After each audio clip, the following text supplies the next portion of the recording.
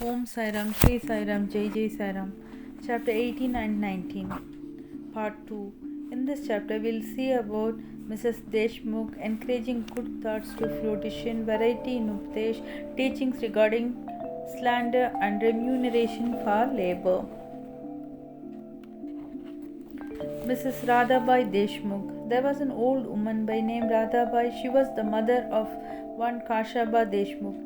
Hearing Baba's fame, she came to Shirdi with the people of Sangamner. She took Baba's darshan and was much satisfied. She loved Baba intimately and resolved in her mind that she should accept Baba as her guru and take some upadesh from him. She determined to fast herself unto death so long as Baba did not accept her and give her any upadesh or mantra. She stayed in her lodging and stopped taking any food or water for 3 days. I was frightened by this ordeal of the old woman and interceded with Baba on her behalf. I said, Deva, what is this you have started? You draw so many persons here. You know that old lady, she is very obstinate and depends on you. She has resolved to fast unto death. If you don't accept and instruct her, if anything worse happens, people will blame you and say that Baba did not instruct her, and in its consequence, she met her death. So take some mercy on her, bless her, and instruct her. On seeing her determination, Baba sent for her and made her change her mind by addressing as follows. O mother, why do you have to subject yourself to unnecessary tortures? You are my mother and I am your child. Take pity on me and hear me through. I tell you my own story, which, if you listen carefully, will do you good. I had a guru. He was a great saint and most merciful. I served him very long. Still, he would not blow any mantra into me ears. I had keen desire never to leave him, but to stay with and serve him, and at all costs receive some instructions from him. But he had his own way. He first got my head shaved and asked me for 2 paise as dakshina. I gave the same at once. You may say that as my guru was perfect, why should he ask for money and how should he be called desireless? The reply is that he never cared for coins. What had he to do with them? His 2 paise were firm faith and patience of perseverance. I gave these 2 paise to him and he was pleased. I resorted to my guru for 12 years. He brought me up. There was no dearth of food and clothing. He was full of love, or say he was love incarnate. How can I describe it? He loved me most. Rare is a guru like him. When I looked at him, he seemed as if he was in deep meditation, and then we both were filled with bliss. Night and day I gazed at him with no thought of hunger and thirst. Without him, I felt restless. I had no other subject to meditate, nor any other thing than my guru to attend. He was my sole refuge. My mind was always fixed on him. This nishtha is the paisa of dakshina. Chaburi is the other paisa. I waited patiently and served my guru. This saburi will ferry you across the sea of this mundane existence. Saburi removes all sins and afflictions, gets rid of calamities in various ways, and casts aside all fear, and ultimately gives you success. Saburi is the mine of virtues, concert of good thought. My guru never expected any other thing from me. He never neglected me, but protected me at all times. I lived with him and sometimes away from him. Still, I never felt the absence of his love. He always protected me by his glance, just as the tortoise feeds her young ones, whether they are near her or away from on the other side of the bank, by her loving glances. O mother, my guru never taught me any mantra then. How shall I blow any mantra in your ears? Just remember that Guru's tortoise like loving glance gives us happiness. Do not try to get mantra or upadesh from anybody. Make me the sole object of your thoughts and actions, and you will be no doubt attain paramartha. look at me wholeheartedly, and I in turn look at you. Sitting in this masjid, I speak the truth, nothing but the truth. No sadhana or proficiency is the six shastras is necessary. Have faith and confidence in your Guru. Believe that Guru is the sole actor or doer. Blessed is he who knows the greatness of his Guru and thinks him to be Hari, Hara, and Brahma incarnate, that is Trimurti. Instructed in this way, the old lady was convinced. She bowed to Baba and gave up her fast. Hearing the story carefully and attentively and marking its significance and appropriateness, Hemat Pant was most agreeably surprised on seeing this wonderful Leela of Baba. He was moved from top to toe. He was overflowing with joy. His throat was choked and he was not able to utter a single word. Shama, on seeing him in this condition, asked him, "What is the matter with you? Why are you silent? How innumerable Leelas of Baba shall I describe?" Just at the time, the bell in the masjid began to ring, proclaiming that noon worship and Aarti Samini has begun. Therefore, Shama and Hemat Pant hurried to the masjid. Babu Sahib Jog had just started the worship. Women were up in the masjid and men were standing below in the open courtyard, and they were all singing the Aarti in chorus to the accompaniment of drums. Shama went up pulling Hemat Pant with him. He sat to the right and Hemat Pant in front of Baba. On seeing them, Baba asked Hemat Pant to give the dakshina brought from Shama. He replied that Shama gave namaskars in lieu of rupees and that he was then in person. Baba said, "All right, now let me know whether you both had a chit chat, and if so, tell me all that you talked about." Not minding the sounds of the bell, the drum, and the chorus song, Hemat Pant was eager to tell what they had talked and started to narrate it. Baba was also anxious to hear, and so he left the bolster and leaned forward. Hemat Pant said all that they talked about was very pleasant, especially the story of the old lady was most beautiful, and that on hearing it he thought that his Leela was inexplicable, and under his guise of that story he realized Baba really blessed him. Baba then said, "Wonderful is the story. How were you blessed? I would like to know everything in detail from you, so tell me all about it." Then Hemat Pant related in full the story which he had heard a little while before and which had made a lasting impression on his mind. Hearing this, Baba was much pleased and asked him, "Did the story strike you, and did you catch its significance?" He replied, "Yes, Baba. The restlessness of my mind has vanished, and I have got true peace and rest, and come to know the truth path." Then Baba spoke as follows: "My method is quite unique. Remember well this one story, and it will be very useful to get the knowledge of the self. Dhyan is necessary. If you practice it continuously, the vrittis will be pacified. Being quite desireless, you should meditate on God who is in all the creatures, and when the mind is concentrated, the goal will be achieved. Meditate always on my formless nature, which is knowledge incarnate, consciousness and bliss. If you cannot do this, meditate on my form from top to toe as you see here night and day. As you go on doing this, your vrittis will be single pointed, and the distinction between the dhyana, dhyaya will be lost, and the meditator will be one with the consciousness and the merge in the Brahma. The tortoise is on one bank of the river, and her young ones are on the other. She gives neither milk nor warmth to them here, but her mere loving glance gives them nutrition. The young ones do nothing but remember their mother. The tortoise glance is to the young ones the only source of sustenance and happiness. Similarly is the relation between the Guru and disciples.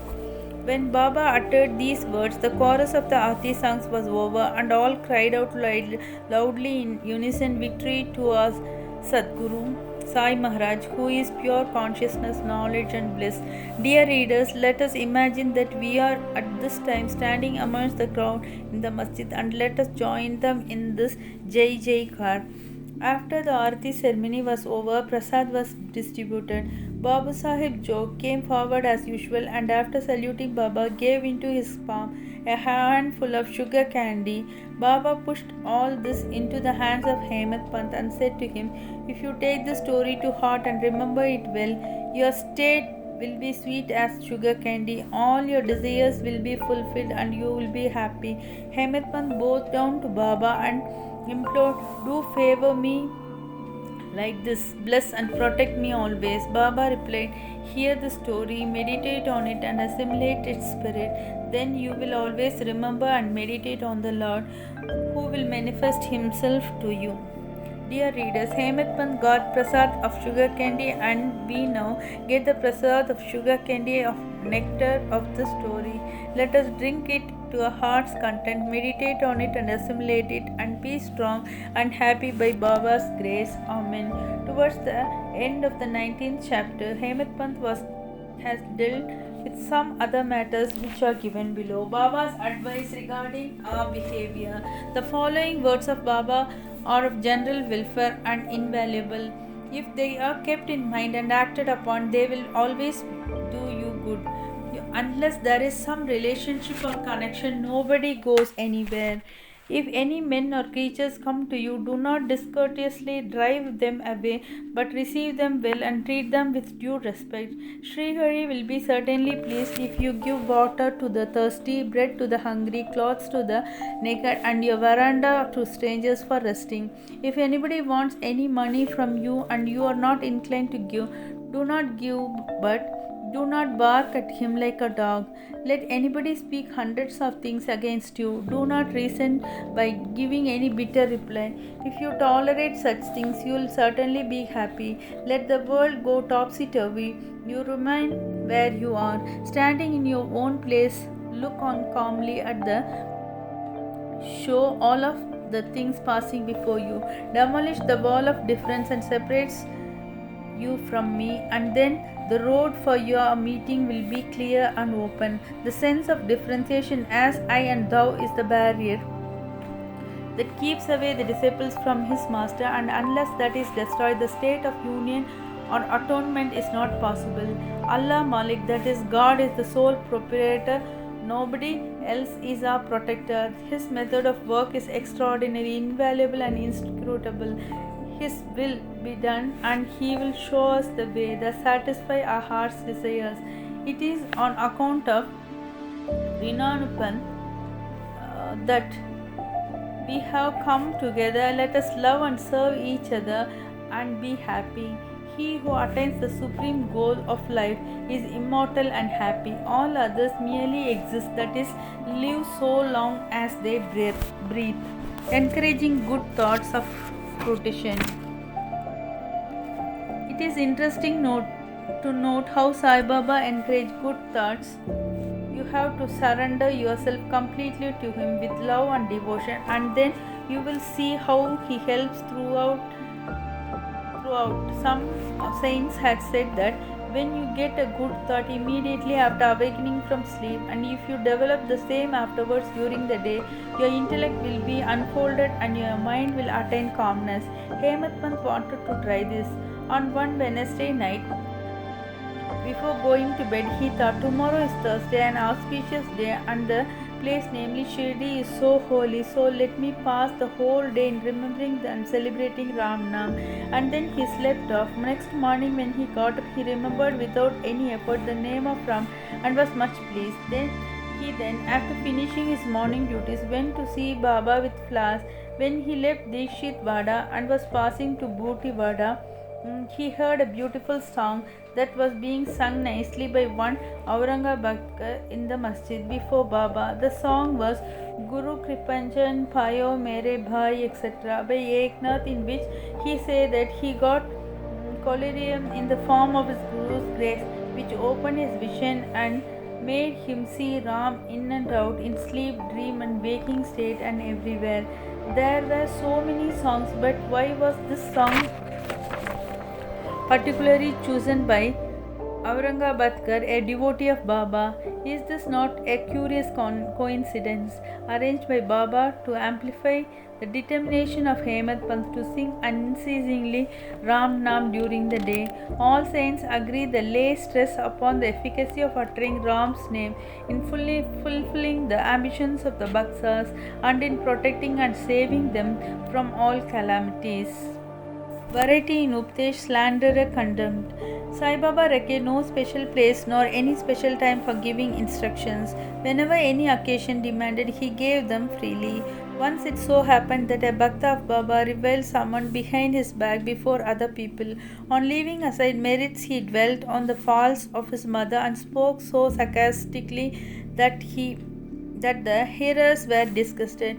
Generally, we see that people have a tendency to scandalize others unnecessarily, and this brings on ill feeling. Saints see scandal in other light. They say that there are various ways of cleansing or removing dirt, namely by means of water and soap, etc. But a scandalmonger has got a way of his own. He removes the dirt of others by his tongue. So, in a way, he obliges the person whom he reviles, and for this he is to be thanked. Sai Baba had his own method of correcting the scandalmonger. He knew by his omniscience what the slanderer had done, and when he met him at noon near the Lendi, Baba pointed out to him a pig that was eating filth near the fence and said to him, "Behold, how with what relish it is gulping filth. Your conduct is similar. You go on revealing your own breath into your heart's content. After performing many deeds of merit, you are born as a human, and if you act like this, how can Shirdi help you in any way?" Needless to say that the Bhakta took the lesson of his heart and went away. In this way, Baba went on giving instructions whenever necessary. If these are born in our mind and acted upon, the spiritual goal is not far off. There is a power which says, "If there be my Hari, he will feed me on my cot." This proverb is only true in respect of food and clothing, but if anyone believing this sits idle and does anything in spiritual matters, he will be ruined. One has to exert himself to his utmost and attain self-realization. The more he endeavors, the better for him. Baba said that he was omnipresent, transcending land, air, world, light, and heaven, and that he was not localized. To remove the understanding of those who thought that Baba was only his body, 3 cubits and half in length, he incarnated himself in his form, and if any devotee meditated on him day and night with complete self-surrender, he experienced complete union with him, like sweetness and sugar, waves and sea, eyes and its sight. He who wants to get rid of the cycle of birth and death should lead a righteous life with his mind calm and composed. He should not speak harshly to anyone so as to hurt him. He should always engage himself in good action, should do his duties and surrender himself heart and soul to him. He need not then be afraid of anything. He who trusts him entirely hears and expounds his leelas and does not think of anything else is sure to attain self-realization. Baba asked many to remember his name and to surrender him, but to those who wanted to know who they were, to some he advised remembering of God's names, to others hearing his leelas, to some worship of his feet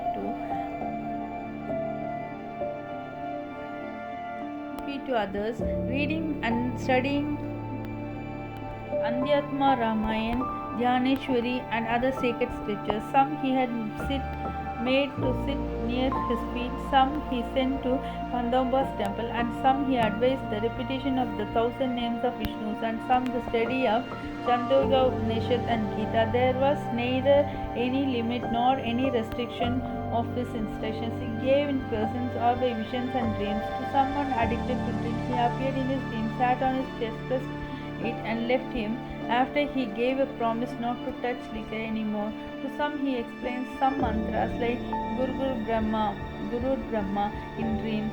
To some devotee who was practicing Hatha Yoga, he sent word that he should leave of Hatha Yoga practices, sit quiet and wait It is impossible to describe all his ways and methods. In ordinary worldly dealings, he set examples by his actions, one of which is given below. Remuneration for labor. One day at noon, Baba came near Radhakrishna Mai's house and said, "Bring me a ladder." Some men brought it and set it against the wall of a house and erected by Baba. He climbed on the roof of Vaman Gonkar's house, passed over the roof of Radhakrishna Mai's house, and then got on from the other corner. What object had none could know. Radhakrishna Mai was at the time shivering with malaria. It may be to drive off the fever that he may have gone up there. Immediately after getting down, Baba paid 2 rupees to the persons who brought the ladder. Somebody asked Baba why he paid so much for this. He replied that nobody should take the labor of others in vain. The worker should be paid his dues promptly and liberally. In the principle taught by Baba, be followed. That is, if the remuneration for labor be paid promptly and satisfactorily, the laborers will turn over better, and both the laborers and their employers will be fortified, and there will be no room for lockouts and strikes, no ill feeling between labor and capital. Bow to Sri Sai, peace be to all. Thank you.